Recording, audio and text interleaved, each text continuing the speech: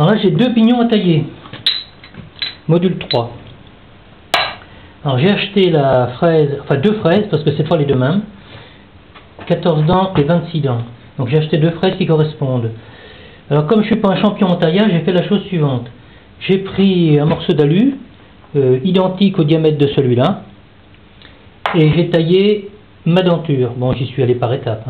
Et pour avoir ma cote de profondeur, je l'ai mise là-dedans, en sachant que le chambrage qui est ici, c'est le même qu'ici, donc j'ai mesuré ma cote là. Donc comme j'ai la même cote, en théorie, j'ai la bonne profondeur. Et après, je vais faire la même opération pour l'autre.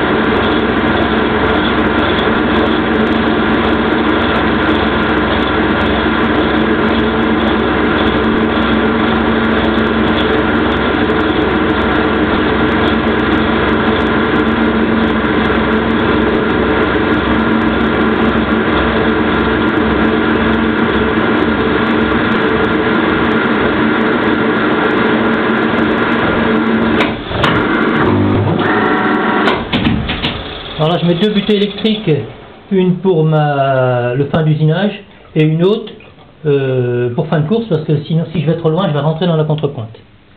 Donc je taille tout ça, puis on va voir tout à l'heure. Bon voilà, j'ai fait le tour. Pour être sûr, du coup, j'ai mesuré sur 2 dents. Bon, j'ai exactement la même cote que celle-là, donc en théorie, il ne devrait pas y avoir de problème. À savoir que j'ai un diviseur au 1/40e. Je fais 2 tours et 18 intervalles sur un plateau de 21 trous. Alors c'est un peu complexe tout ça, mais on ne peut pas faire autrement. Si on n'a pas tout ça, on ne peut pas y arriver. Et en plus, il faut une fraise. Celle-là a fait 13-14 dents. Alors c'est compliqué. Il faut chaque fraise, pour chaque fraise correspond à un nombre de dents. C'est un peu compliqué. Bon, maintenant je vais faire sur l'autre nez une pièce comme ça en aluminium pour mesurer ma cote, et puis après je taillerai la deuxième pièce. J'ai réalisé une portion de cercle pour avoir ma cote, pour être sûr de ne pas le louper. Donc il me faut la fraise en module 3 adaptée au nombre de dents, donc 26 dents. J'ai fait un nez, et ce nez j'ai mis une rondelle, une vis M12, et ça je l'ai monté sur le tour. J'ai fait un cône à 60 degrés pour pouvoir mettre la pointe, ça évite que ça fléchisse trop. Bon là c'est peut-être pas le cas, mais il faut pas prendre de risques. Donc plus c'est rigide, mieux c'est. Ensuite, il me faut un plateau de 39 trous, et je prends 21 intervalles, c'est les intervalles qui comptent. Donc, un tour, et 21, toc, c'est très précis, il ne faut pas louper un trou. Et je tourne la livre. Donc là je mets en route. Là je tourne à l'envers parce que je marche en opposition.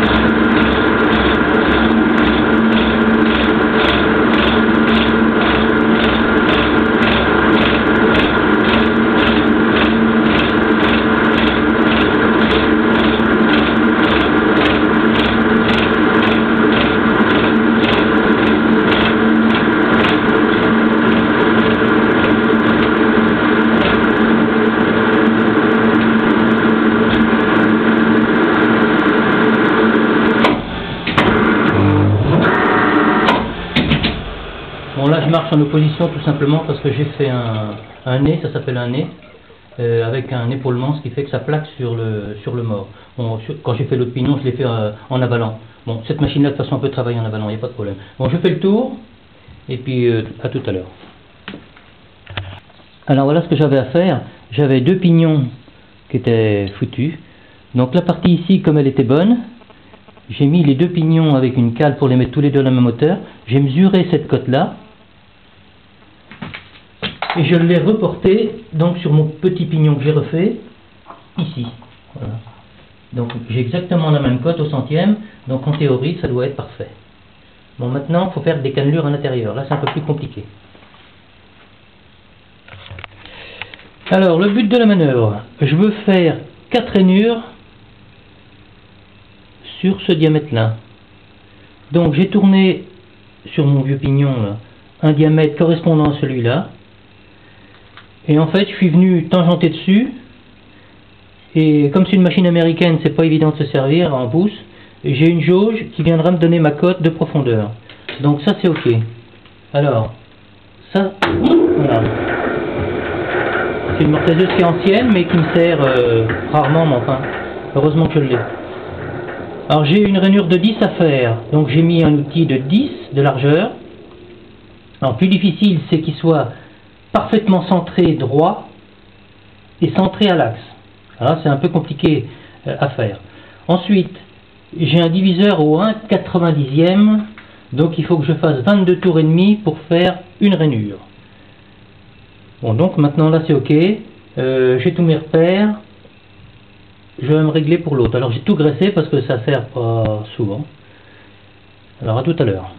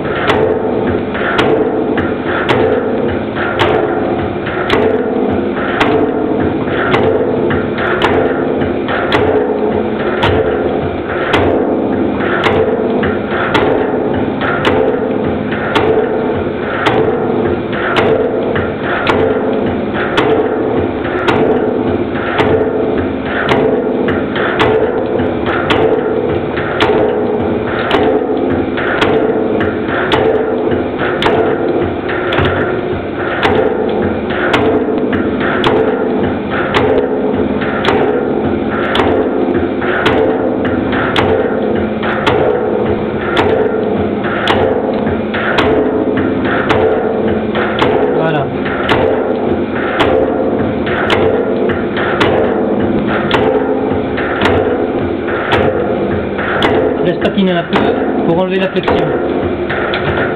Voilà. Et j'oublie pas de reculer surtout.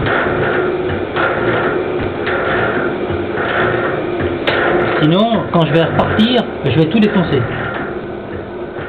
Voilà. Bon, j'en ai fait 3, donc je vais pouvoir mesurer la profondeur des 2 premiers. Bon, voilà les 4 rainures faites. Impeccable. Et je viens atterrir sur le diamètre de l'autre côté. Donc là c'est impeccable. Maintenant je vais réaliser le petit pignon. Alors là c'est la deuxième réalisation avec les rainures de 5.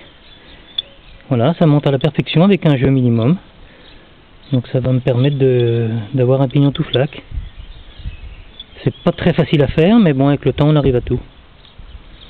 Voilà.